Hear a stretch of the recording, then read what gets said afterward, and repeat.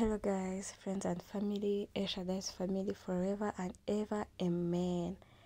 Uri kubona ko ndi kugendana, nafashe record nyuma yo gufata video, ariko uri kubona ko ndi kugendana n'iyo video ko numvaga harimo urusaku rw'indirimbo, ndavuga reka mfate record. Rero nizere ko meze neza, kandi batameze neza Imana ikomeze kubagirira neza, Imana ibiteho. Ahangaha rero nari mvuze ati reka nkora ka vlog, tujye kugurira umwana utuntu dukeya. Hari utuntu nashakaga kumugurira nyine twashize iyo ntago nyine nyine iyo mbonye hari ibigiye gushiramita mvuga ngo reka ngure ibindi hakiri kare. Aha niho nahereye, ntago twanagiye guhera kure, twe ahantu duturanye nyine n'amasupermarket menshi. Rero nari mvuze ati reka manze nze kureba pampa y'umwana, nafite gahunda yo kugura pampa, mfite gahunda yo kumugurira porridge, mfite gahunda yo kumugurira igikoma, ndumva nta kindi. Aha rero nanabuze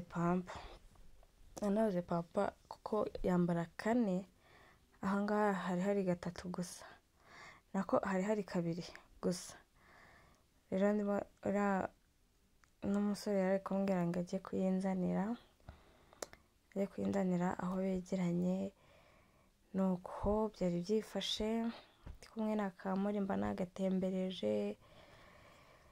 Guys, mujye mutembereza ababebe banyu barebe ko hanze bameze kwirirwa njye rero kambatera story.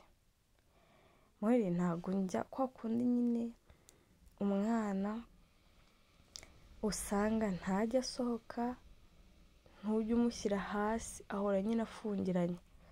Ibyo ngibyo bituma umwana akura nyine hari ibintu yirimitaho, bituma umwana akura ubona nyine akunda kuba mu nzu wenyine, adakunda gukina n'abandi. Ariko njyewe mushyira aho ngaho agakina, urumva. Gusa nanjye mba ndi hafi yo kujya atarya ibikoko, namwe abana murabazi. Abana iyo umwana umuretse wenyine, hari igihe usanga yafashe igikoko, hari igihe usanga yafashe nyine ibintu bitari bizima, cyangwa ugasanga ari gukinira ahantu hatari heza. Uba ugomba kuba uri kumwe nawe kandi ukamushyira ahantu hasa neza, agakinira ahantu hasa neza. Njye ndamusohokana rwose, baze ko muri natangiye kujya musohokana. Kanombe uyu nguyu yatangiye kujya agenda akiri uruhinja, tukamujyana ahantu hose.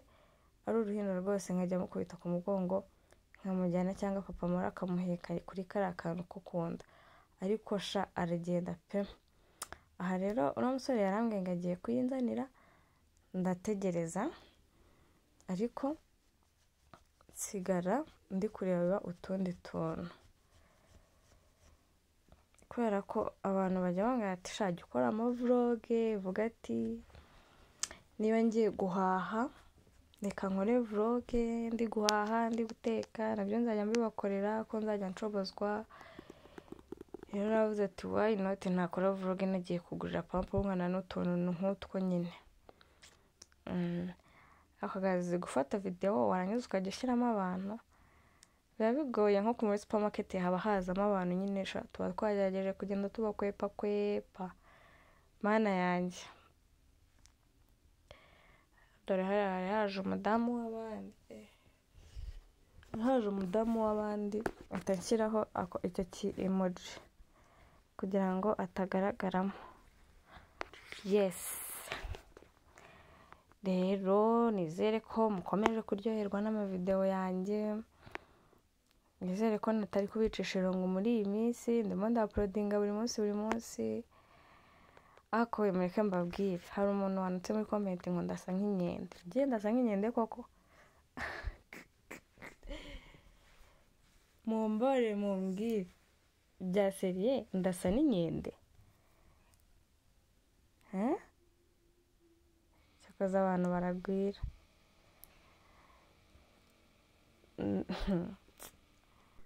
Umuntu yifashe araza muri comment arandika ngo wowe ngo urasa nk'inkende, ngo hosha igenda. umuntu ntago muzi, nta kintu ufite mpfarawe ngo ndasa n'inkende, ariko inkende se bitwaye iki gusa nayo? Ko nta muntu udafite agakoko basa. Njyewe mama buri muntu wese afite agakoko bagiye basa. Ubwo nawe rero nubwo nsa n'inkende, ubwo nawe afite akandi gakoko musa. Hari n'ukuntu rero umuntu ugahita ubona arasa nk'akantu nyine, akantu k'agakoko. Kera igihe twajyaga twicara tukavuga ngo buri wese tugiye kuvuga agakoko basa hano, kandi koko wareba umuntu isura ye washakisha mu mutwe ukabona hari agakoko basa. Ahangaha nari ngiye kumugurira imineke, ubundi mu mbuto zose zibaho, yego nyine ngerageza kuzimuha zose, ariko imbuto muha cyane cyane kurusha izindi ni imineke n'avoka. Imineke n'avoka n'amacunga nibyo muha cyane, ko ibinyomoro barambwiye ngo ntabwo ari byiza ku bana. Ntabwo mbizi niba ari byo, gusa abantu nabimbonye nk'abantu bangahe. Ndavuga ati rero nta kuntu bose babihurizaho, reka ibinyomoro ndeke kujya mbimuha, nzabimuha yarakuze. Ariko imineke yo ntago ijya ibura, ntabwo ijya ibura rwose, ahora yirya. Ariko guys, ndashaka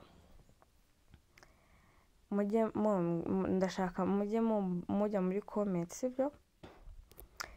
Mumbwire ibintu nkora bibi, sibyo, n'ibintu nkora byiza.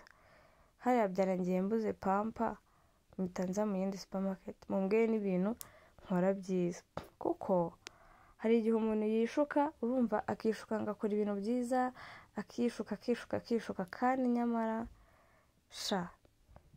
hari abantu babireba bakamugaya.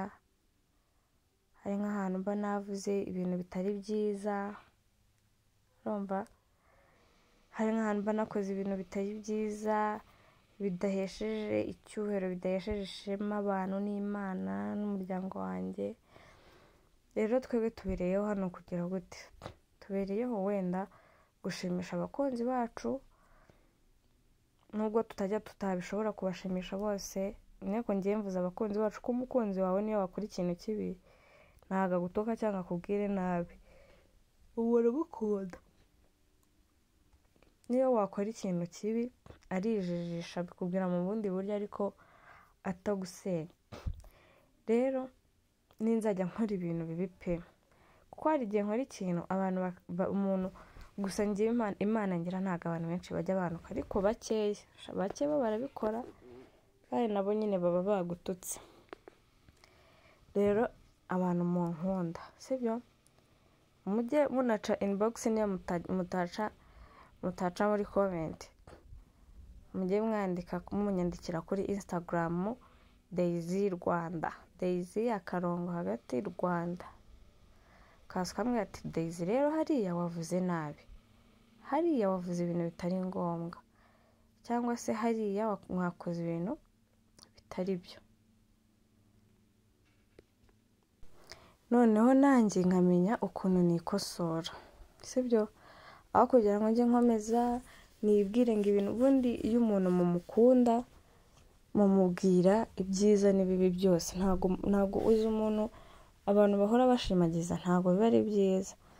Nuzajya ubona abantu bagushimagiza buri gihe, jya umenya ko hari ikintu cy'ikibazo. Hano nashakaga kugura umuti wo muri toilette, ariko nshaka umuti uhumura, ntago wundi ubona nsanzwe nkoresha ntago nabonaga. Rero nari ndimo ndareba agati gahumura muri toilette kugira ngo abe ariko ntwara. Rero icyo nababwiraga, iyo umuntu muhora bamushimagiza, rimwe na rimwe yibwira ko ibintu abikora neza, cyangwa yibwira ko ari sawa, ariko nyamara ibintu atari sawa. Niyo mpamvu ngiye ndi kubisabira, aho kugira mujye munshuka. Hari igihe umuntu aza kuri kamera akavuga ibintu bitari byo, sibyo? Hari igihe umuntu ashobora gukora ibintu bitari byo, we yibwira ngo nta kibazo. Ntago umuntu yanga gukosorwa, ahubwo icyo abantu banga muzi icyo ari cyo. Hari umuntu uba wibwira ngo ari kugukosora, kandi ariko si umubwire gute, hari umuntu uza kugukosora akabigutukiramo ariko buriya ngo ibi n'ibi nk'ejo bundi nakoreye prank mama na papa muri ariko nanjye ubwanjye narabibonye ko nakoze amakosa. Hari n'abantu babimbwiye bakagira ati ntimugakore bino bintu na mama mwarabyumvise yarabimbwiye ariko kwana nk'umuntu aje muri comment aranse ngo mujye mureka ngo ubwo bugoryi. Rero uwo muntu ntago aba agukosoye. Uwo nibwo yabimbwiye turi kumwe namusuzugura sinamwumva. Ntago ari uko bakosora umuntu mukosora neza utuje. Aha ibaze ibintu byambayeho naringiye kwishyura byose pampa n'ibintu byose nari maze kugura, noneho ndataha ndagenda ngeze mu nzira ndebye kuri pampa nsanga bamaye nomero ntoya, bamaye ibiro bikeya bitari ibya bari bamaye nomero 3 kandi muri yambara nomero 4. Tangije ngeze mu nzira rero ndayigarura turayigarura ahanga ariko twari tutaragenda nariye kuyishyura ariko nagiye ndagaruka da turashakisha iyo dushaka turayibura. Tumaze kuyibura ndababwira tuze n'ikindi